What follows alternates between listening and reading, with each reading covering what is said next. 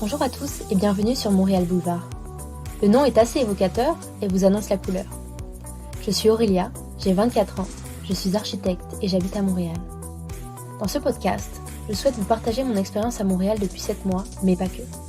Depuis que j'y vis, je ne cesse de découvrir des petites perles qui me font vibrer et que je souhaite vous partager sans plus attendre. Dans cet épisode, je suis en compagnie de Raphaëlle Bonin, fondatrice et présidente de la boutique Station Service à Montréal. Une boutique qui propose de la location et de la vente des pièces de mode, que ce soit des vêtements ou des accessoires, tous issus de marques éthiques et la plupart de marques locales. Avec Raphaëlle, on a parlé de sa passion pour la mode locale, intemporelle et éthique, de sa passion première qui l'a prédestinée à une carrière dans le cinéma, de l'histoire de sa boutique et bien d'autres choses. Mais avant de commencer l'épisode, je voudrais vous parler d'un podcast que j'ai découvert il y a peu de temps qui s'appelle La Ruée vers l'Est. Ce podcast est produit par la société de développement Angus et réalisé par Magneto. À travers divers témoignages d'experts et de citoyens, on découvre l'histoire, la perception et le devenir des territoires en friche de l'Est de Montréal en pleine revalorisation urbaine. La saison 1 est déjà en ligne et la saison 2 sera disponible dès le 1er avril prochain. En attendant, vous pouvez déjà écouter la bande-annonce de la saison 2. Le lien du podcast se trouve dans les notes de l'épisode. Je vous conseille vivement d'aller l'écouter si vous voulez en apprendre plus sur Montréal. Donc bonjour, aujourd'hui je suis en compagnie de Raphaëlle Bonin qui est la fondatrice de la boutique Station Service. Raphaëlle, est-ce que tu peux te présenter et nous présenter ton parcours? Oui, en fait, mon nom est Raphaëlle Bonin, je suis la fondatrice et je suis la présidente de la boutique Station Service, propriétaire, mais mon titre c'est présidente. Moi je suis ça très gros comme titre, mais c'est vrai. Je taquine, non mais pour vrai, mon parcours est assez atypique au sens où j'ai pas étudié dans le domaine de la mode. Fait que je viens du milieu plus culturel, milieu plus artistique. Puis j'ai fait un cours au HEC qui m'a un peu amenée dans la sphère de la mode, un peu à ma surprise. Puis finalement, ça fait maintenant 4 ans que j'ai lancé le projet. Et ça fait depuis 2017 qu'on a vraiment des activités liées à l'entreprise. Donc, globalement, c'est ça mon parcours. Je peux en parler un peu plus si tu veux plus tard. Oui. Donc la boutique, c'est une boutique qui vend des accessoires, on va dire des accessoires de mode. Même ça s'est étendu aux bijoux, ça s'est étendu même à certains objets, on peut trouver. Et tu as aussi un service de location. Tout à fait. Donc est-ce que tu pourrais nous en parler, parce que je trouve ça vraiment super intéressant, surtout on est dans une ère où on se rend vraiment compte de l'impact de la fast fashion et de la consommation, le fait qu'on jette beaucoup de vêtements, qu'on en achète parfois qu'on les met jamais, ou qu'on les met 2 fois. Et du coup, ton service de location, c'est une bonne alternative à ça. Donc est-ce que tu pourrais nous en parler? Oui, tout à fait. En fait, Station Service est vraiment né du concept de location de vêtements. Donc au départ, c'est venu un peu de mon désir de consommer autrement. Donc moi, en tant que cliente, je regardais un peu l'industrie puis je me disais, j'avais écouté le documentaire de True Cost, puis après ça, j'ai fait avec où j'achète mes vêtements, qu'est-ce que je fais. J'allais déjà en friperie, donc je continuais à faire, moi j'aime beaucoup acheter des vêtements en friperie, mais je me rendais compte qu'autour de moi, il y a beaucoup de femmes qui avaient pas l'habitude ou qui ont la difficulté à voir en quoi un produit va fitter. Tu sais, quand tu arrives dans une rangée pleine de vêtements, comment tu t'y trouves. Donc, mon désir j'aime la mode, j'aime le fait d'avoir un changement, avoir des nouvelles pièces, des nouveautés. Donc, je me disais comment est-ce qu'on peut faire en sorte d'avoir ça, de répondre à ces besoins-là, tout en respectant l'environnement, puis tout en limitant aussi un peu les achats compulsifs. Ouais. Et donc, une de mes amies, Claudia, m'a parlé d'un concept qui existait en France, que ça s'appelait la bibliothèque. Okay. Un peu comme la location de livres, mais on louait des vêtements. Et donc, je me suis dit, wow, c'est fou, faut qu'on ait ça au Canada. J'ai découvert qu'il y avait une entreprise à l'époque, Chic Marie, qui le faisait, mais les produits qu'elle proposait ne me ressemblaient pas et je ressentais qu'ils ressemblaient pas non plus aux gens de mon entourage, dans le milieu plus créatif. Donc, c'est vraiment parti de ça. Puis aujourd'hui, dans le fond, la raison pour laquelle on fait de la vente et de l'achat, c'est que pour nous, la location, c'est vraiment devenu pour des occasions, pour des événements. Donc, à Montréal, tu sais, on a une sphère culturelle assez large, beaucoup d'événements, beaucoup de sorties. mais il y a un moment où on n'a pas toujours envie de porter la même robe, la même tenue. Donc, pour nous, c'est vraiment, tu peux louer à la carte des tenues pour des soirées, des événements, et tu peux acheter des tenues qui vont être là, que tu vas pouvoir porter longtemps, que tu pourras même peut-être léguer à tes petits-enfants. Donc, des tenues durables, des pièces que tu vas porter à tous les jours. Donc, pour moi, c'est devenu essentiel d'avoir les deux options. Mais donc, c'est comme si maintenant, je me dis, la location, ça fait partie de plus en plus des réflexes de certaines de nos clientes qui reviennent à chacun de leurs événements. Donc, ouais, voilà, c'est comme notre petit... c'est quand même ce qui nous démarque le plus de la majorité des boutiques traditionnelles, si on veut. Oui, c'est ça, c'est sûr. Et d'où vient le nom de la marque? Station Service, c'est Alexis. Allô Alexis, si tu nous écoutes, on te remercie. Non, c'était dans le cadre du cours HSC. Dans le fond, on avait un projet de création d'entreprise. Moi, j'avais lancé l'idée du service de location de vêtements. Puis, à travers le cours, dans le fond, on avait comme une session entière où on travaillait sur le projet. Puis, dans le fond, c'est Alexis, dans une session de brainstorm. Moi, je voulais vraiment un nom. Moi, en vrai, je disais aux gens, je veux pas quelque chose qui est 100% lié à la mode. Dans le sens où je voulais pas un truc, je peux pas dire de nom, mais je voulais que ça se démarque. C'est un peu comme comme il y a bureau de poste, mettons, il y a un bar, je pense, ça s'appelle le bureau de poste, mais tu t'en vas comme au bureau de poste. Au début, c'était ça mon idée, je voulais quelque chose d'indirect, que tu fasses pas le lien tout de suite. Puis là, tout le monde me trouvait trop compliqué. Puis Alexis a lancé l'idée de station-service, puis j'ai fait « Ah, c'est pas fou! » Puis c'est comme l'idée d'une station-service, tu vas faire le plein, tu y retournes constamment, un peu comme avec la mode, donc tu y retournes. Et aussi, vraiment un lieu de service, parce que pour moi, ce qui fait en sorte qu'une entreprise se démarque, c'est vraiment le service qu'il va offrir. Puis pour moi, chez Station Service, on offre un service qui est vraiment particulier, qui est vraiment centré sur le client pour vraiment comprendre son besoin. Fait que c'est vraiment une station de service à ce niveau-là. Puis dans le logo, ben, on a réussi à intégrer le petit cintre pour que les gens ils comprennent un peu que c'était lié à la mode. Donc c'est vraiment, c'est ça. Ouais. Mais c'est vrai qu'en plus, vous limitez pas juste vos produits à la mode. Par exemple, vous avez fait une petite boutique Saint-Valentin, pour la Saint-Valentin, il me semble. Ouais, un petit pop-up. Voilà, un pop-up. Ouais. Il y avait des sextoys. Oui, exact. Il y avait aussi de la tisane au chocolat, des choses comme ça. Exact. Mais en fait, c'est que pour moi, oui, j'avais envie de proposer un service de location de vêtements et des pièces durables, mais je voulais aussi mettre de l'avant les créateurs locaux parce que je trouvais que c'était difficile de les trouver. Tu sais, moi, en même temps, je m'étais mise à m'y intéresser, puis je me rendais compte que c'était vraiment pas facile pour quelqu'un qui a aucune idée, qui est vraiment novice dans le domaine de la mode, de se dire « Ah, c'est quoi les marques locales intéressantes? » Donc, pour moi, ça a vraiment été important de les mettre de l'avant. Puis, éventuellement, avec la boutique, on communique avec nos clientes, on a vraiment une interaction. Puis, les clientes nous mentionnaient avoir des besoins. Donc, mettons, est-ce que vous auriez des produits plus éco, nanana. Mais pour moi, ça a été un bon moyen de répondre à leurs besoins en allant chercher ces réponses-là locales, puis les proposer aux clientes. Fait que oui, on a aussi un volet événementiel. Donc, on essaie vraiment de dynamiser la boutique, que ce soit pas seulement un lieu où tu vas acheter, louer, c'est fini. Non, un lieu où tu peux retourner, tu peux aller rencontrer des créateurs, tu peux aller voir tes amis, tu peux aller découvrir des nouvelles marques.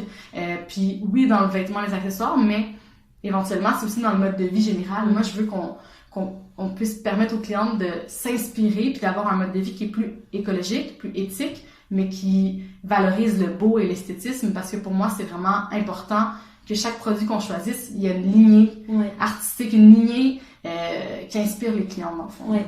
Oui, puis il y a vraiment la notion d'histoire derrière le produit, par exemple. 100%.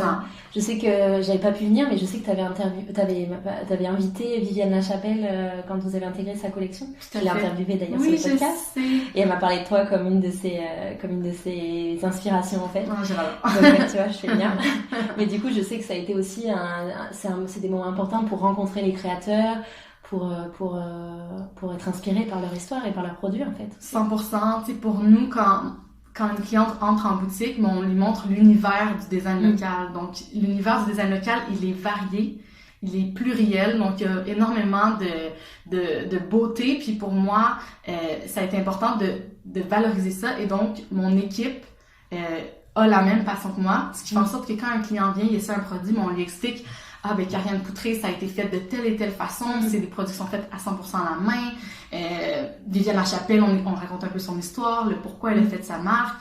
Donc, c'est pour nous, on transmet un peu le message qu'eux nous ont transmis, dans une optique aussi que les gens comprennent la valeur des choses. Ouais. Parce que c'est sûr que les gens, des fois, nous disent « Ah, c'est cher. » Mais concrètement, si on regarde vraiment l'ensemble des collections, il y a différentes gammes de prix, il y a des trucs plus accessibles, mais souvent on a peur parce que pour nous, ce qui est fait local, c'est égal à c'est cher. Ouais.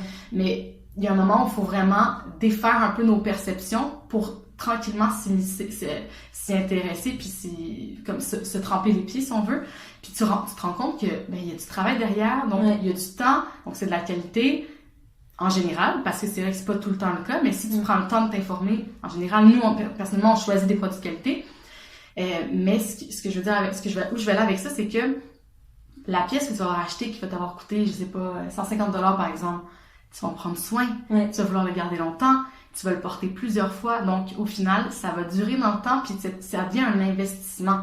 Donc oui, ça va être 150$, mais c'est un 150$ qui est pensé, qui est réfléchi, puis qui appuie aussi une idéologie, des valeurs qui sont plus grandes encore que simplement de l'argent ou un portefeuille. Oui, et puis surtout réfléchir à avoir moins de choses aussi. Exact. Parce que quand on dit « Oh, je vais acheter une paire de jeans 150$, c'est cher », bah en final, si on achète, si on en a qu'un seul à 150 versus 5 à 20 ou 30$, ça revient au même. La différence, c'est qu'on en a besoin que d'un seul, en fait. Exact. Tu sais, moi, j'ai le meilleur exemple, c'est mon pantalon Iris, qui est un pantalon vraiment coupe ample. Ça fait 4 ans que je l'ai. Il est comme neuf. Il est parfait. Il m'a coûté 220$. Je l'avais acheté avant de l'avoir dans ma boutique.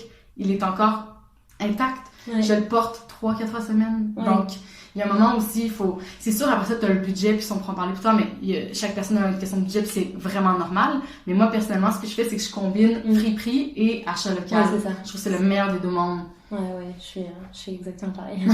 En plus, il y a un choix dans les friperies aussi à Montréal, faut le dire, tout à fait. Qui permet de compléter un petit peu les achats. Exact. C'est vraiment bien. Et donc tu l'as dit, tu as étudié à HEC Montréal pendant combien? Une année C'était pour mon DESS, donc c'était 1 an et demi. Okay. J'ai fait l'UQAM aussi pendant 3 ans et demi. J'étire toujours un petit peu mes études. Et t'as donc appris au cours de tes études la gestion de projets, la création de projets, la gestion d'entreprise, j'imagine? Oui, mais non, parce que faut dire que dans le fond, mes deux parents sont entrepreneurs. Donc, depuis que je suis toute petite, j'ai baigné dans l'entrepreneuriat. Donc, j'ai toujours eu envie de partir mes propres projets. Mais je pense que ce qui m'a donné la confiance de le faire, ça a vraiment été au HEC parce que moi, je m'en allais dans le milieu culturel. Je m'en allais en cinéma, en production. Mais quand j'ai fait le cours création d'entreprise, puis que j'ai chapeauté un peu le projet avec mes coéquipiers, je me suis rendu compte que c'est un projet qui me tenait à cœur, puis j'avais envie d'aller au bout de cette idée-là. Fait que j'avoue que j'apprends encore à tous les jours. Il y a plein de choses comme ce matin, il fallait que je fasse des déclarations de revenus à la CNESST. Je ne connais pas, je n'ai jamais appris comment faire ça. Donc encore à tous les jours, j'apprends des choses. Mais au niveau de la gestion, je dirais oui HEC, oui les études, mais c'est aussi parce que j'ai parti certains projets quand j'étais plus jeune. J'avais fait un court-métrage, donc j'ai regroupé une équipe, fait des demandes de financement, etc. Fait que je pense que c'est un peu... J'avais déjà commencé à faire tranquillement des petits pas dans l'entrepreneuriat, mais concrètement, je pense que tu peux pas vraiment, selon moi, tu peux pas vraiment étudier à 100% l'entrepreneuriat puis dire je pars mon affaire puis ça va marcher, c'est certain, parce que j'ai étudié là-dedans. Il y a beaucoup de parts de risque, beaucoup de parts de hasard. Fait que je pense que... Puis moi, je suis 100% consciente que je ne sais vraiment pas tout. Ouais, c'est bien d'accepter de ça. Une fois qu'on l'accepte, après, on apprend plus à s'ouvrir et à écouter les autres. C'est ça. Et ton œil sur la mode, comment tu l'as aiguisé, comment tu l'as appris? Ça vient d'où tout ça? C'est drôle, hein, mais c'est ça. Tu sais, souvent, je vois une cliente qui rentre en boutique, je la regarde, je suis capable de dire ça va être quoi sa taille, qu'est-ce qu'il va lui faire. Je suis capable de dire quelle grandeur elle. J'ai comme une espèce de... Je sais pas si c'est rendu... c'est quoi qui s'est passé dans mon cerveau, mais c'est rendu aussi que je comprends un peu plus la morphologie de la femme. J'essaie aussi de comprendre son besoin, d'analyser son style aussi en la voyant. Bon, ça arrive des fois, on a des clientes qui arrivent en jogging, en sweatpants. C'est dur de lui proposer une robe de soirée parce que tu te dis, mais là, clairement que là, elle est dans un style particulier. Mais je pense que le plus important, c'est d'observer ce qui nous entoure, de vraiment poser des questions. Au niveau de l'esthétisme, moi, je vous dirais que ça a toujours été inné chez moi depuis que je suis petite. J'aime les objets, j'aime les belles choses. J'ai toujours un intérêt pour l'art, puis le design, puis la culture. Après ça, je suis pas une fashionista, entre guillemets. Je suis assez simple. Tu sais, je sais que je pourrais m'habiller beaucoup plus funky, mais moi, j'aime quand même. Je suis pas une fille compliquée au niveau vestimentaire. J'aime ça quand c'est simple, mais avoir des belles pièces de qualité. Puis au niveau de mon œil, ben, je pense que c'est quelque chose qui s'est aussi aiguisé à travers le temps, en voyant un peu ce que les créateurs font, en comprenant un peu plus le pourquoi derrière un produit. Ou, tu sais, pour moi, il n'y a pas aussi une affaire de... Je trouve qu'il faut comme qu'on sorte de ce que la société nous a mis comme contrainte. Tu sais, le printemps, l'été, l'automne, tu sais, les couleurs, là, ça se porte à l'année. Tu sais, pour moi, il y a une affaire aussi où il faut comme sortir des normes, sinon on est pris dans un espèce de carcan. Puis pour moi, la question de tendance a toujours été un peu contradictoire. Dans le sens où j'ai toujours aimé les trucs tendance, mais dès que je les voyais trop souvent sur quelqu'un, je me tanne, puis je trouvais que ça avait plus aucun intérêt. Souvent, c'est ça, puis je pense que j'aime ce qui est plus intemporel, ce qui épouse bien une silhouette, parce que au final, il faut que la personne soit mise en valeur et non l'objet. Fait que moi, quand une cliente rentre en boutique, je regarde sa silhouette, peu importe sa taille, peu importe sa forme, la cliente, pour moi, je me dis, il faut mettre en valeur ça.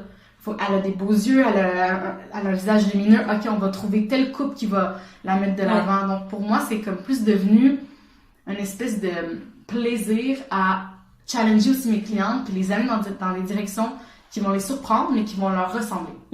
Fait que c'est un peu ça qui me passionne dans la mode, c'est vraiment de mettre de l'avant les femmes contemporaines, parce qu'on est toutes belles à chacune à nos façons, puis je pense que c'est ça qui me fait vraiment le plus triper. Puis aussi de découvrir les créateurs, puis de mettre de l'avant des produits aussi. C'est sûr que quand un produit et une cliente c'est un parfait fit, moi ça fait mon bonheur à 100%. Et tu proposes aussi un service de stylisme, il me semble? Oui, là, je dirais que je manque de temps. Mais, tu sais, en fait, c'est dans les plans pour la prochaine année de vraiment miser un peu plus sur le stylisme. Mais on en propose aussi en boutique indirectement, si on veut. Mais oui, le stylisme, c'est comme, pour moi, c'est que souvent, les clientes, ils se sous-estiment ou ils voient pas nécessairement le potentiel, ce qu'ils pourraient porter, puis les avenues possibles. Donc, pour moi, c'est vraiment intéressant de déployer un peu plus ce volet-là pour vraiment comme y aller plus en profondeur, pour vraiment repenser un peu la garde-robe des clients, puis bâtir quelque chose de solide sur du long terme. Ouais. Et comment ça se passe pour les pièces en location? Est-ce que la boutique est propriétaire des pièces? Ou alors est-ce que c'est la marque qui est propriétaire des pièces? Alors, non, c'est nous qui sommes propriétaires des pièces. Dès que c'est loué, ça nous appartient. Ok. Ouais. Vous avez jamais eu de problème sur des pièces? Ah oui, on en a eu. Ouais. Ben oui, ça arrive. Pour nous, c'est normal, dans le sens que c'est des accidents, ça arrive à tout le monde, mais en général, c'est rare. Ça reste des cas particuliers, puis souvent, on fait tout ce qui est dans notre possible pour détacher le produit ou lui donner une seconde vie, etc. Donc, ça arrive. Je peux pas dire ça arrive pas, c'est faux, mais ça arrive très, très peu. Ok. Ouais. Et les pièces à la location et à la vente, elles sont conçues par de belles marques majoritairement locales, de Montréal, du Canada. Il y en a, il me semble, des marques américaines aussi. Ouais. Est-ce que tu peux nous parler de certaines marques? Tout à fait. Bon, on a en tout environ déjà 70 marques. C'est quand même fou pour l'espace de notre boutique. On a autant du Elisa Faulkner, Elisa Ciroso, on a du F. Gravel, Mimosa. Ça, c'est surtout toutes des marques locales. On a du Fort, La Chapelle. On en a vraiment beaucoup. Puis en général, on les sélectionne vraiment finement parce qu'il y a tellement de possibilités qu'il y a un moment où il faut proposer aux clientes. Comme je disais, il faut quand même qu'il y ait une certaine ligne claire pour aller chercher la clientèle. Pour les produits qui sont d'ailleurs, on en a vraiment pas beaucoup, mais c'est des produits qu'on trouve qui se démarquent par leur design et leur qualité et qui sont éthiques. Donc, nous, on va jamais aller chercher une marque qui n'est pas éthique. Donc, on a Girlfriend Collective, c'est des vêtements de sport faits à partir de bouteilles d'eau recyclées. J'en ai. Oui, c'est vrai. Puis, tu sais, nous, c'est vraiment, on trouvait qu'au niveau du design, c'est ce qui se démarquait le plus en fonction de nous, de notre identité. Donc, c'est pour ça qu'on est allé avec eux. Et on a aussi Thinx, c'est des culottes menstruelles. Ça, pour nous, c'est un de nos meilleurs vendeurs. Là, on en vend à chaque jour presque, là, c'est même pas une blague. Donc, pour nous, on voulait aussi rester avec Thinx parce qu'on juge que c'est un produit qui est bien conçu, qui est beau, qui est confortable, qui a été testé, approuvé, il est fait de façon éthique.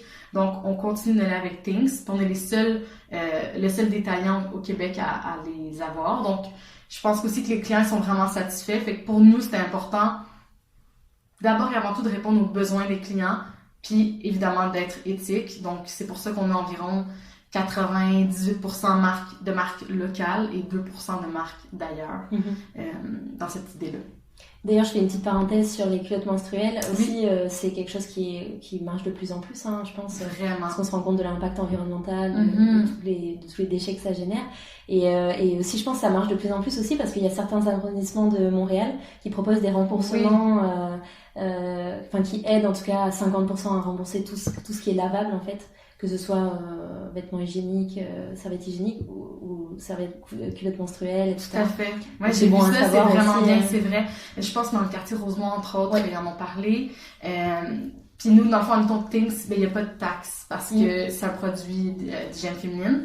Puis ce qui est génial avec Thinx, c'est que moi, ce que j'ai réalisé, au-delà du produit, c'est la discussion que ça réussit ça amène. Je trouve qu'on a de plus en plus une ouverture, une facilité de parler des vraies choses. Chaque femme vive la même chose, ou presque, une fois par mois, des fois plus. Donc, est-ce qu'on pourrait en parler? Est-ce qu'on peut arrêter que ce soit un tabou? Oui, exactement. Donc, pour moi, c'est vraiment une bonne chose à ce niveau-là parce que ça permet de parler aux clientes, de les conseiller. On a énormément je vais me permettre l'anglicisme, de feedback, de retour, merci, sur les produits. Donc, ça nous aide à mieux les conseiller aussi. Et pour moi, ça, je trouve que c'est merveilleux. Puis, tu sais, moi, mettons, j'utilise dans l'optique d'Ivacup, je trouve que c'est bon aussi parce qu'on peut parler de nous, puis chacune des femmes ont des situations différentes. Donc, ça permet vraiment de mieux comprendre puis de faire des choix qui sont éclairés quand on achète. Donc, je trouve ça vraiment bien.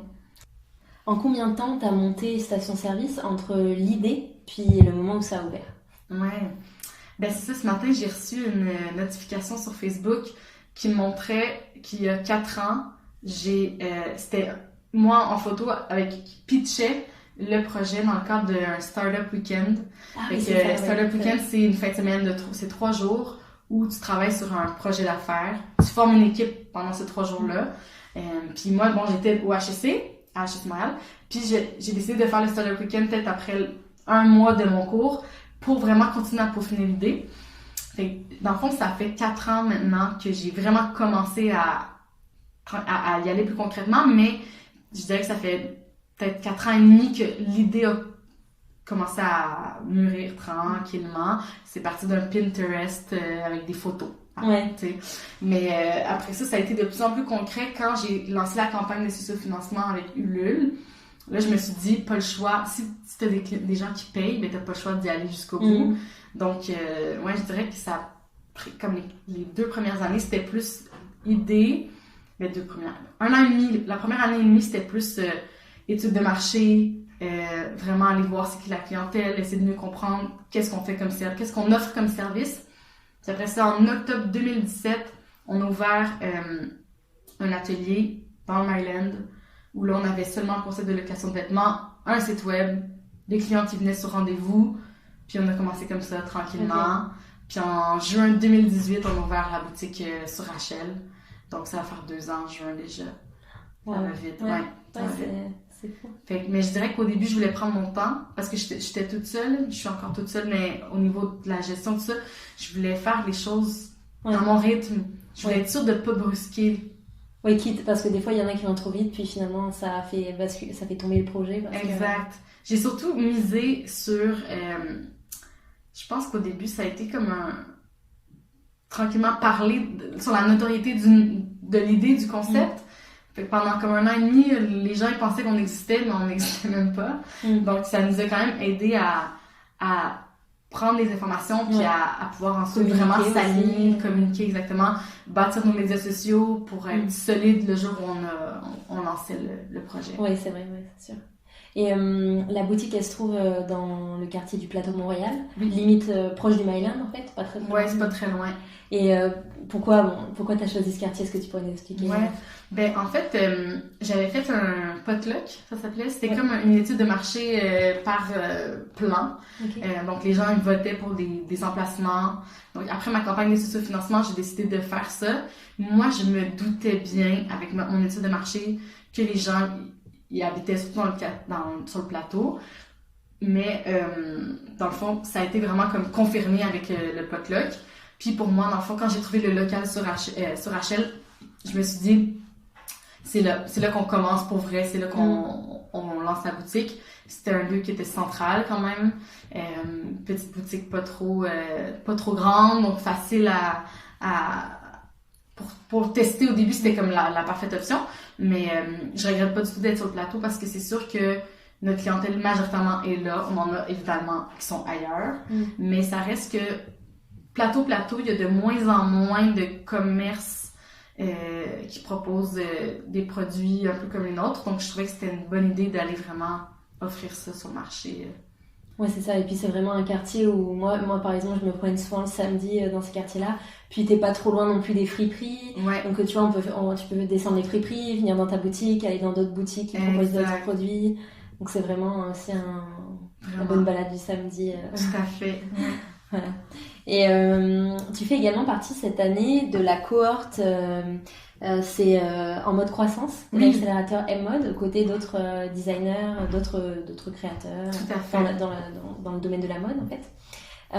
Est-ce que tu peux nous en parler? Qu'est-ce que t'attends toi de cette on va dire formation, je sais pas trop comment ça. Ouais, en fait c'est ça, je suis vraiment heureuse d'avoir été sélectionnée parce qu'en fait c'est ça, c'est leur deuxième édition de la cohorte M-Mode. M-Mode, dans le fond, c'est comme le regroupement des gens de l'industrie de la mode. Puis eux ont eu l'initiative de partir un accélérateur. Donc, dans le fond, c'est à partir de janvier qu'on a commencé, en fait. Puis, ce qui est vraiment bien, c'est que, oui, les autres membres des autres entrepreneurs qui ont été sélectionnés, c'est majoritairement des créateurs. Donc, ce qui est chouette, c'est qu'il y en a avec qui on travaille déjà, il y en a d'autres avec qui on travaille pas encore ou peut-être qu'on va travailler dans le futur ensemble. Mais on vit un peu toute la même réalité.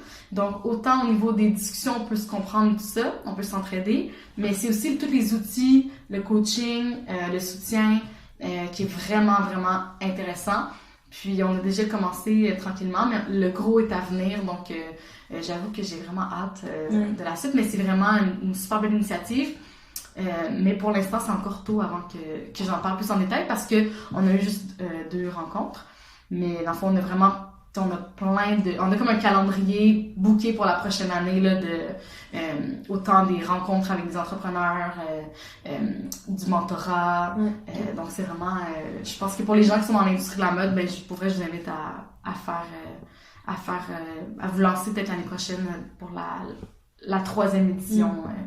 Et concrètement, c'est un rythme de combien, à peu près, toutes les combien, vous voyez? Alors, c'est très varié, mais dans le fond, c'est pas comme à chaque lundi de chaque mois, etc. C'est plus des rendez-vous prévus. Donc là, mettons, on en a un en mars prévu. Après ça, en avril, on en a un autre, mais on a des petites rencontres on a des appels téléphoniques de suivi. On a aussi des fois, ils vont nous inviter à des événements. Comme là, la semaine prochaine, c'est Up. Pour le sommet du commerce au détail. Okay. Donc, par exemple, là, on a été invités à pouvoir participer à ça. Donc, c'est assez... Je trouve que c'est pas trop demandant dans le sens où les entrepreneurs, en général, l'horaire est assez booké au quart de tour, comme je pourrais dire. Mais ce qui est bien, c'est qu'on le sait d'avance, puis on peut vraiment le prévoir, puis il y a rien d'obligatoire non plus. Donc, si tu as un imprévu, ça se fait bien. Mais c'est sur 1 an, puis je dirais qu'il y a environ une activité par mois au moins. Donc, c'est environ ça. Ok, c'est cool. Et comment ça se passe? Parce que moi, je me suis toujours demandé, est-ce que toi, tu payes ou alors est-ce que c'est financé? On paye une partie dans le fond, mais c'est vraiment plus à titre... c'est pas comme des gros montants. Ouais. Vu que c'est sur un an, ça reste comme un montant, c'est en bas de 1000 $, c'est sûr, mais t'as quand même un montant à payer, un frais d'inscription, autant au niveau du regroupement de M-Mode, puis t'as aussi un montant à débourser, fait que ça paye une partie, il y a une partie qui est subventionnée, mais il y a une partie qu'il faut payer. C'est souvent ça dans les accélérateurs plus avancés. Ouais, c'est ça que la question que je me pose. Ouais. Et comment tu as été sélectionnée pour participer à ce programme? Ben, je me suis inscrite, dans le fond, il y avait comme un formulaire en ligne, puis je me suis inscrite, puis ça a fonctionné. Ouais. Et c'est cool parce que j'ai vu que c'était aussi aux côtés de Elisa Faulkner, justement, dont tu as certains produits. Tout à fait. Il me semble qu'il y a Odelayo. Ouais, Odelayo, il y a... pardon. Ouais. Odelayo, il y a Noémia, Neil, il y a Success, on est quand même, je pense qu'on est 15. Ouais, c'est ça. Environ. À peu près, ouais. Environ. Et d'ailleurs, j'ai interviewé, mon dernier interview, c'était la gestionnaire des communications du chantier image de M-Mode, justement. Ok. Donc on a parlé de ça. Donc j'invite les auditeurs à aller faire un petit tour si vous voulez en savoir plus. Oui, vraiment. Ça parle aussi de l'industrie de la mode au Québec. Donc. Ah, cool. Vous avez aussi sur le site de Station Service une petite partie blog. Oui. Vous abordez certains sujets, notamment sur les... J'avais lu un article sur les 5 marques éthiques pour acheter des vêtements de sport, ce qui n'est pas toujours facile à trouver. On en a parlé tout à l'heure de Girlfriend Collective. Comment ça se passe? Est-ce que c'est qui écrit les articles? Alors là, c'est ça. Ben, le blog en ce moment, il est sur pause parce que là, on met beaucoup d'énergie sur notre site web. Okay. Mais c'est dans les plans de vraiment le réintégrer. Honnêtement, le gros du problème, c'était la mise en page de Shopify. Okay. C'est aussi niaiseux, je vais me permettre. C'est aussi con que ça parce que c'était pas facile de mettre en page des articles, donc on perdait énormément de temps, fait qu'on a un peu mis le projet sur hold, mais c'est dans les projets parce que pour nous, comme il y a le côté éducation qui est important, ben le volet blog, il fait quand même beaucoup de sens pour essayer d'informer la clientèle, d'informer les gens sur nos événements, etc. Donc, ouais, c'est à venir, ça va se poursuivre. Et vous avez aussi chaque année des designers qui sont mis en avant, comme je sais pas comment le terme que vous utilisez. Il me semble que cette année ou l'année dernière, c'était Eve Gravel. Oui, tout à fait. En fait, on a un designer en résidence. Donc là, c'est ça. La boutique présentement est un peu petite. Vous pourrez le deviner. Donc, on manque vraiment d'espace, mais bon, il y a des projets à venir, on verra, on en reparlera. Mais c'est ça, on a tout le temps dans l'espace central, on met vraiment de l'avant un créateur, puis on essaie de communiquer. Mais ça, encore une fois, on va peaufiner le volet créateur en résidence. Mais l'idée, c'est vraiment de choisir un créateur, de faire soit une collaboration exclusive avec eux, ou de vraiment les mettre de l'avant, d'avoir plus de produits qu'on peut proposer à la clientèle. Donc oui, Eve Gravel, dans le fond, ce qui était bien, c'est qu'on a eu plusieurs pièces exclusives qu'il n'y avait aucune autre boutique qui avait. Donc on essaie vraiment d'aller chercher le côté unique avec cette idée-là, puis aussi de faire en sorte de faire connaître un créateur plus en profondeur auprès de la clientèle. Vous avez aussi intégré une marque de... Alors, je me souviens plus du nom, la marque de chemise... Lépidoptère. Ouais, Lépidoptère. Ouais. Je sais pas si elle les a déjà... Enfin, elle les avait mis en précommande. Ouais, en fait, Lépidoptère, ce qui est chouette, c'est qu'elle a fait son événement de lancement à la boutique. Puis, elle nous a laissé les pièces en précommande. Donc, les gens pouvaient les essayer. Ils pouvaient ensuite les commander. Donc là, on attend d'avoir ces pièces prochainement. Honnêtement, c'est des super belles chemises. Souvent, c'est difficile à trouver, honnêtement, auprès des créateurs. Des belles chemises avec des belles couleurs bien conçues. On dirait qu'ils en font de moins en moins. Mais donc, ouais, j'ai hâte d'avoir... Ouais, elles sont vraiment belles. J'étais venue justement à l'événement de lancement. Et je crois qu'il y a 4 modèles, 4-5 modèles.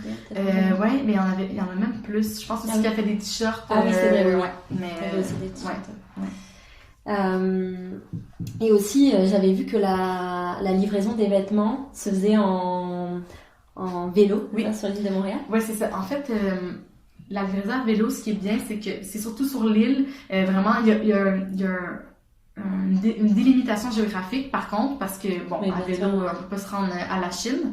Mais pour tout ce qui est livraison sur le territoire, vraiment, c'est à vélo. Ensuite, pour tout ce qui est pas dans la zone, ben c'est avec la poste traditionnelle.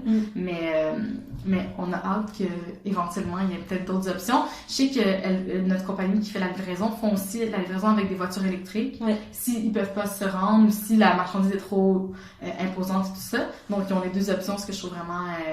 je trouve que ça fait... C'est juste... Il faut comme... je sais pas comment dire, mais pour moi, ça devient nécessaire. Il faut que les compagnies prennent ces mesures-là de plus en plus pour limiter vraiment leur émission de CO2. Oui, et puis vous avez aussi, il me semble que le pressing que vous utilisez pour laver les vêtements de location, il a aussi des mesures écologiques. Tout à fait, ouais. Donc c'est vraiment quelque chose de... faut bien s'imaginer que c'est une démarche vraiment complète, quoi. C'est ça qui est intéressant. Exact. Et toi, c'est quand vraiment tu as eu un intérêt pour tout ce qui est plus responsable, alternatif, peut-être faire plus attention à la consommation? Ça commence à faire un moment, mais je crois que j'ai toujours été sensible à l'environnement. Mon grand-père, c'est un écologiste avant le temps. Il a 83 ans, puis il a toujours été extrêmement conscient de l'environnement. Toujours, pour nous, on a été vraiment élevés dans prendre soin des choses, acheter des trucs de qualité. Fait que j'ai vraiment baigné dans cet environnement-là jeune. Après ça, mes parents sont pas nécessairement les gens les plus éco non plus. Ils sont devenus, mais c'est pas nécessairement de eux. Mais je pense que je faisais les friperies, les bazars à partir de mes 14 ans. 14-15 ans. Donc j'avais un intérêt pour le seconde main. Il y avait comme le côté histoire que j'aimais, que la pièce ait vécu une vie avant. Moi, je trouvais ça bien plus intéressant que d'acheter quelque chose de neuf emballé dans du gros plastique. Donc, je dirais que ça a été assez rapidement. Mais après ça, c'est sûr que concrètement, quand tu es une jeune étudiante, ton budget, il est pas illimité. Puis moi, j'avais vraiment un intérêt pour la mode. Donc, j'étais quand même fan de fast fashion. Je dirais de mes 15 à mes 20, 21, 22, là, au moins, là, j'achetais là, comme une déchaînée. J'avais tellement de vêtements, j'en donnais à mes amis, mais j'achetais aussi en friperie. Fait que c'était assez contradictoire. Puis quand j'ai écouté le documentaire de True Cost, je pense que j'avais 24 ans. En fait, je pense que de mes 15 ans à mes 24 ans, j'étais vraiment peut-être moins conscientisée. Mais c'est sûr que quand j'ai écouté le documentaire, je me suis dit, oh mon Dieu, ça fait aucun sens. Mes valeurs sont tellement... J'avais juste aucunement conscience que c'était nocif pour l'environnement. Fait que tu sais, au niveau de tout ce qui était déchets, recyclage, je faisais attention. Tu sais, j'ai jamais été végétarienne, végane, mais tu sais, dans ma famille, on a toujours bien mangé des trucs quand même santé, équilibrés. Il y avait toujours un intérêt pour ça, mais pour la mode, j'avais aucune idée. Donc, quand je m'en suis rendu compte, puis que j'ai compris l'ampleur, je fais, oh mon Dieu, là, Raphaël, c'est pas en lien avec tes valeurs, puis ça fait aucun sens avec ce que tu dis puis ce que tu fais. Donc, j'ai arrêté complètement d'acheter dans les grandes surfaces. Je te dirais qu'aujourd'hui, tu sais, mon chum, il est rendu, il est super bon, là, il va à l'épicerie zéro déchet. On n'est pas 100% zéro déchet, mais on fait vraiment beaucoup d'efforts, puis on essaie d'être avoir le plus pas conscient, mais oui, conscient, mais... Oui, faire le plus d'efforts possible. Oui, faire le plus d'efforts possible, mais sans non plus se taper sur les doigts, puis sans non plus juger les autres autour de soi ou se juger nous-mêmes quand on achète un pot de beurre de pinot pas naturel dans le pot en plastique. On se donne une chance aussi. Parce que le truc, c'est que c'est tellement facile d'être coupable, de se sentir coupable pour tout.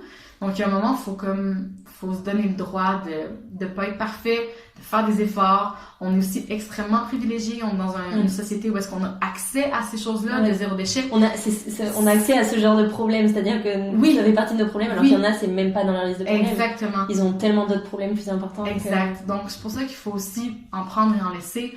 Reste qu'on est dans une société extrêmement privilégiée, mais je pense que c'est juste d'être conscient que nous, on a la possibilité de faire ces choix-là.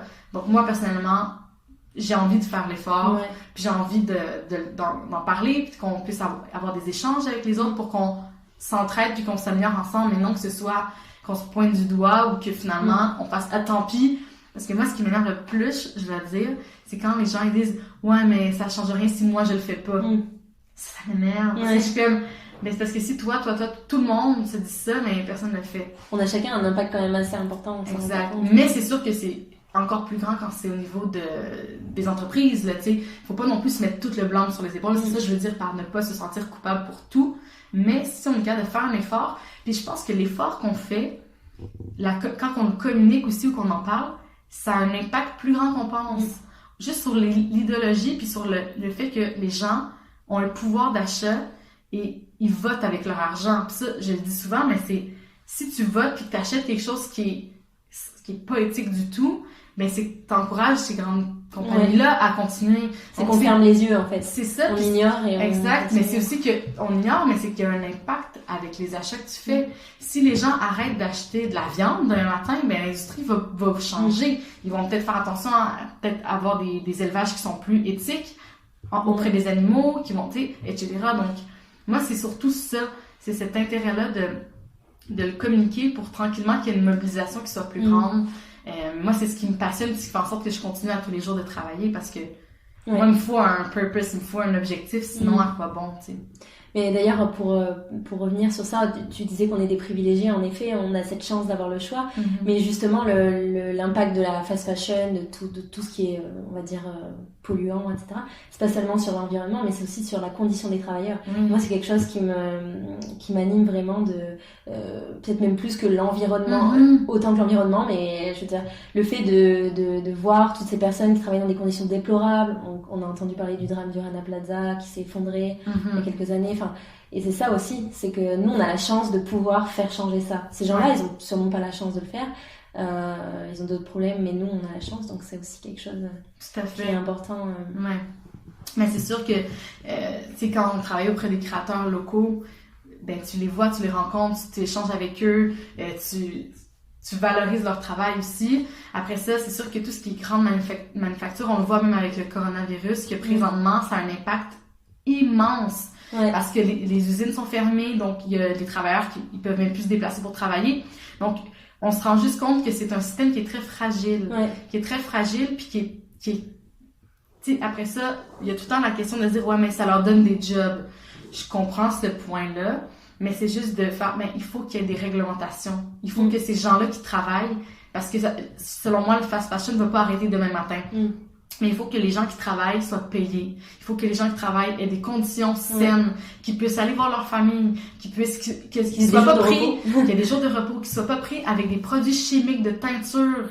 Tu sais, ceux qui vont dans les champs, qui cueillent le coton, puis il y a plein de produits chimiques pour empêcher qu'il y ait des insectes, tout ça sur le coton.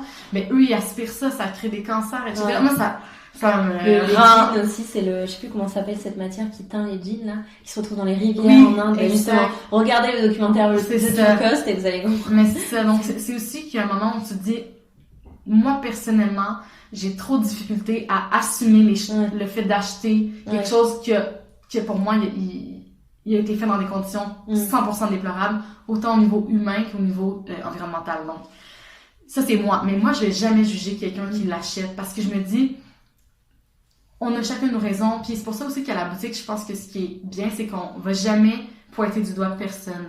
On est là pour éduquer, mettre en relation, que les gens comprennent, mais après ça, on va pas aller boycotter.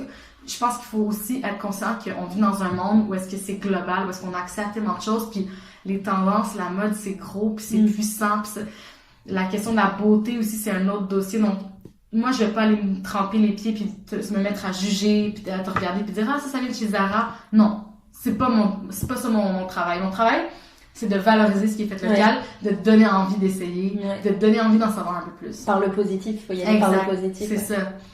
Non, c'est sûr. Et est-ce que t'as un créateur, une marque coup de cœur en ce moment que t'as découvert il y a pas longtemps ou il y a longtemps, peu importe. Ben oui, en fait, j'en ai vraiment plusieurs.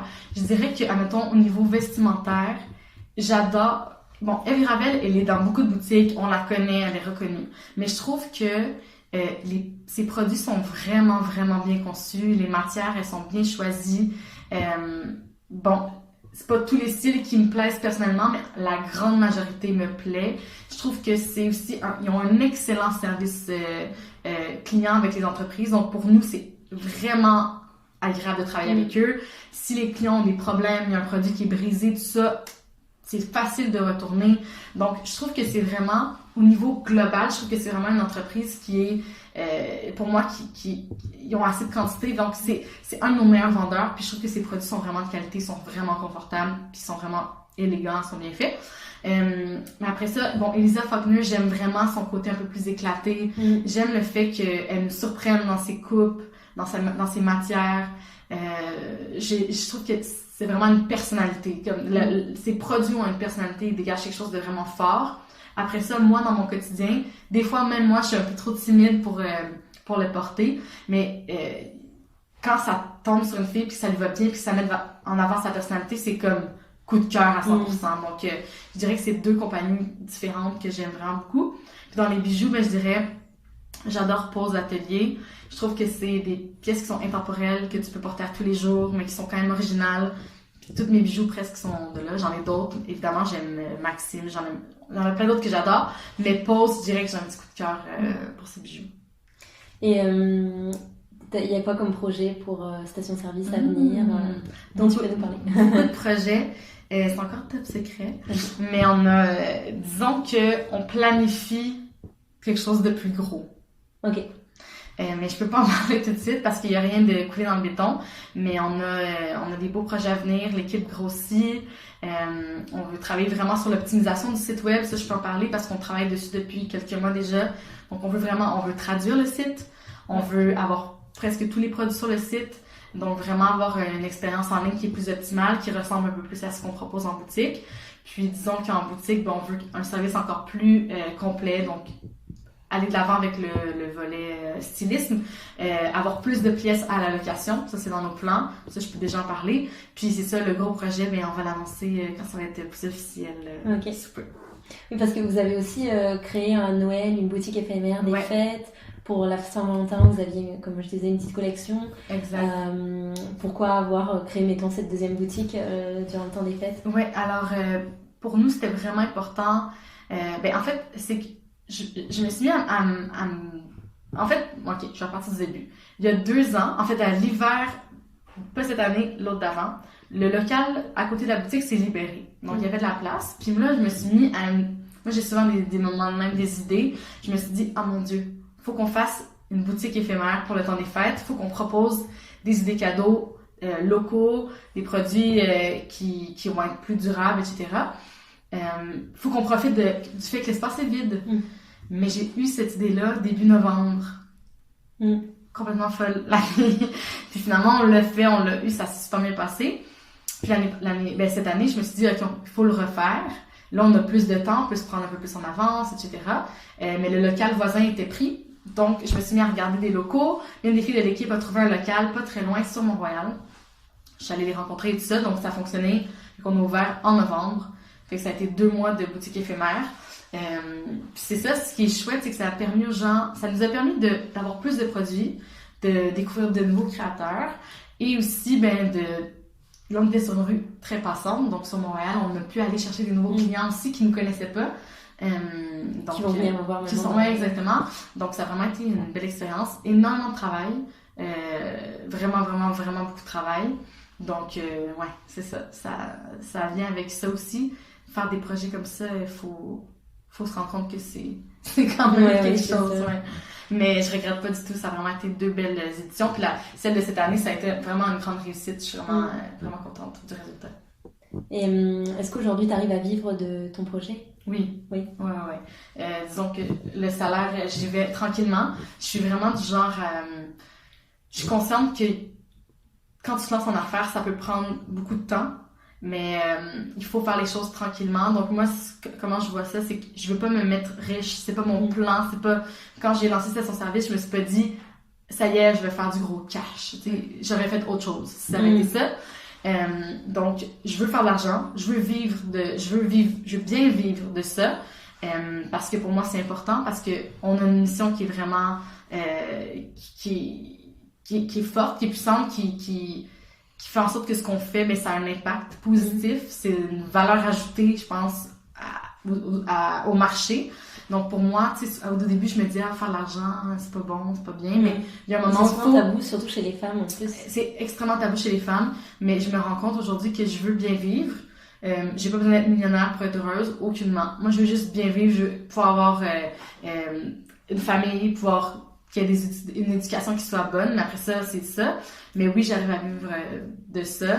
Dans le fond, toute la première année de la boutique, pas la boutique, mais avant la boutique, je travaillais en restauration à côté, juste pour partir la business. Puis dès que j'ai ouvert, dès que vraiment j'ai vu qu'il fallait que je travaille, j'ai quitté. Puis depuis, ça fait au moins 2 ans que je suis 100% avec Station Service. Ouais.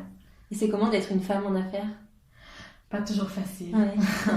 Je dirais que j'ai réalisé ça la semaine dernière, justement. Pas juste la semaine dernière, mais j'ai eu une anecdote, mais où j'ai comme été un peu témoin de... J'aime pas dire le mot misogynie, mais un espèce de sentiment de « Ah mon Dieu, si j'avais été un homme, ça se serait pas passé comme ça. » Ouais. Puis ça, j'ai trouvé ça difficile de me rappeler. Parce qu'on dirait que des fois, je l'oublie. Parce que j'ai quand même un gros caractère, j'ai une personnalité forte, je suis vraiment ambitieuse, moi, je vais de l'avant, je suis pas timide, je suis comme, on y va à 100 000 à l'heure, là. Tu sais, j'ai quand même une confiance. Puis ça, je pense que mon père, depuis que je suis petite, il m'a beaucoup appris. Il n'a pas eu de garçon, il a eu 2 filles. Puis il m'avait dit, moi, je veux t'apprendre à faire... il m'a dit, je veux que tu sois autonome. Puis il voulait m'apprendre à faire les trucs du quotidien sans que j'ai besoin d'un homme, tu comprends? Fait que moi, il m'a appris à avoir une perceuse entre les mains, un marteau, me débrouiller, transporter des affaires. Tu sais, j'ai toujours été très débrouillarde, ce qui fait en sorte que, pour moi, la question homme-femme, des fois, je me dis, c'est pas un problème, mais la réalité me ramène des fois à l'autre, me dit, mais non, tu sais quoi, Raphaël, c'est pas vrai, c'est pas 100% égal, puis des fois, il faut que tu travailles plus. Puis ça, j'en suis consciente, puis bon, avec la journée de la femme qui était dimanche, avec les vidéos, des articles, il y a eu plein de choses qui ont tourné, puis je me dis, il y a encore beaucoup de travail à faire, mais c'est un peu aussi une de mes missions quotidiennes. Il y a peut-être de l'ego un peu, une espèce de vouloir comme prouver qu'on est capable, mais je pense que c'est un ego qui est bien placé au sens où je suis consciente de ça, puis je pense que je veux aussi motiver les femmes autour de moi à se lancer en affaires, puis à se faire confiance, puis à y aller, tu sais, parce que ce qui est le plus triste, c'est quand tu te bloques parce que t'as peur de l'échec. De l'échec, ouais. Et du regard des autres. Exact. Ouais, c'est ça. Puis tu sais, au final, moi, avec l'expérience que j'ai vécue la semaine dernière, je me suis dit, tu sais quoi? C'est lui le pire dans cette histoire-là. C'est même pas moi. Parce que moi, au final, je peux continuer à avancer, etc. Mais cette personne-là, il est pris dans cette espèce de carcan où il s'imagine que, les femmes, c'est ça, les hommes, c'est ça, puis etc. Fait qu'après ça, je me suis dit, tant mieux, moi, je suis comme, au final, continuer à avancer, puis faut juste pas que ça nous fasse peur, que ça nous ralentisse. Faut juste que ça me donne une drive. Je me dis, faut y aller, tu sais. Ouais, je suis d'accord avec toi, c'est vraiment... Mais ce qu'il y a, c'est que souvent, on le voit de plus en plus, on encourage les femmes à faire des projets, il y a vraiment l'empowerment, tu vois, qui va de plus en plus en puissance, qu'on dit. Mais souvent, ce qui ressort, c'est quand même que si une fille, on lui dit... faut que tu peux y arriver, mais en fait, on va lui faire comprendre que tu peux y arriver, mais il faut vraiment le vouloir, quoi, tu vois. Ouais. C'est un peu ça. Ouais, c'est vrai. Il y a ce côté... Ouais. Mais c'est drôle, mais j'avais parlé à un banquier, il y a un moment, puis il m'avait dit que la majorité des femmes vont... j'ai plus les statistiques ou la phrase exacte, désolée, ça, je suis vraiment la pire là-dedans, je suis vraiment pas bonne pour ça. Mais en gros, l'idée, c'était que les femmes qui se lancent en affaires, souvent, ils ont moins de chances de faire faillite rapidement que les hommes parce qu'on est plus prudente, on a un côté plus sécuritaire. Tu sais, moi, j'ai vraiment un réseau de coachs, de mentors autour de moi. Moi, je suis consciente que l'entrepreneuriat, c'est pas facile. Et donc, je suis entourée, je demande de l'aide, je ne suis pas gênée de demander de l'aide. Donc, je prends pas pour acquis que je sais tout.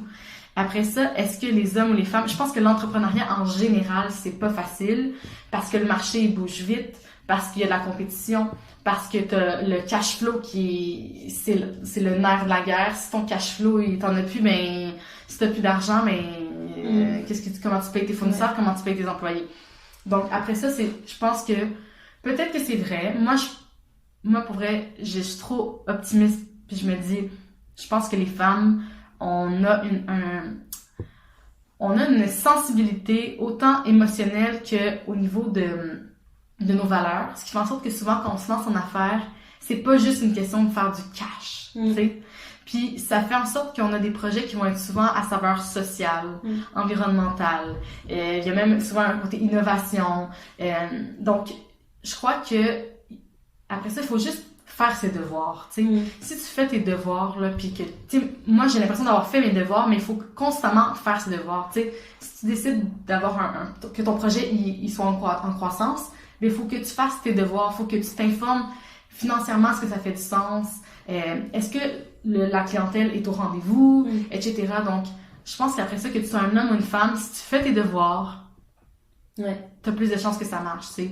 Puis il y a toujours une part un potentiel échec au rendez-vous, mais il faut, à un moment donné, il faut comme le mettre dans un petit tiroir en arrière puis regarder en avant parce que sinon, tu peux pas avancer, tu sais. Non, c'est ça. Faut quand même avoir un petit brin de folie puis avoir pas trop peur du risque parce qu'il y a des moments où il faut que tu prennes des risques puis il faut que tu te lances. Puis c'est comme ça qu'il peut se passer quelque chose de beau après, tu sais. Ok. Et en fait, justement, tu parlais de mentors, est-ce qu'il y a des personnes qui t'inspirent au quotidien, que ce soit des personnes connues, pas connues, fictives, non fictives? Ben oui, il y a beaucoup de choses qui m'inspirent, tu sais.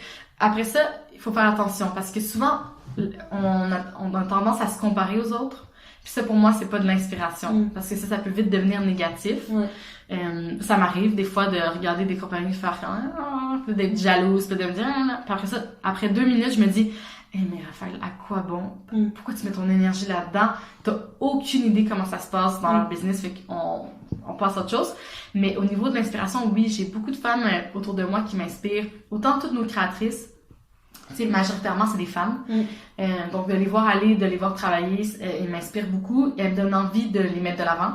Donc, souvent, leur création, etc., je me dis, waouh, il faut que ce soit plus connu, il faut que les gens les achètent, etc. C'est sûr qu'il y a les filles dans mon équipe aussi. Tu sais, Caroline, c'est une fille qui m'inspire au quotidien. C'est une fille qui est super allumée. Elle a de la vision. Elle me comprend. On n'a pas besoin de se parler, puis on se comprend. Fait que je dirais que Caro, ça reste une des personnes qui m'inspire beaucoup aussi. Je pense qu'elle sait même pas. J'espère qu'elle va écouter l'émission. Il y a les filles de Maguire, la compagnie de chaussures. Il y a La Chapelle aussi qui m'inspire beaucoup. Viviane, c'est une jeune entrepreneur, mais c'est drôle, mais on se ressemble quand même beaucoup. Il y a des points communs que je trouve qui se rattachent. Il y a mon amie Laurence Germain qui se lance dans plein de projets féministes. J'ai écouté le podcast dans lequel c'est ça. Tu sais, je trouve que Laurence c'est aussi une fille qui a énormément de drive, qui m'inspire. Je dirais que honnêtement, puis il y a beaucoup d'hommes aussi qui m'inspirent. Mes mentors, mes coachs, ma mentor Marie-Madeleine qui m'inspire aussi. Elle est plus âgée, donc tu sais, je pense que chaque personne autour de moi m'inspire un peu à leur façon. Puis ça me donne aussi le courage de continuer, tu sais. Mais je suis moins du genre à m'inspirer des trucs irréalistes trop loin.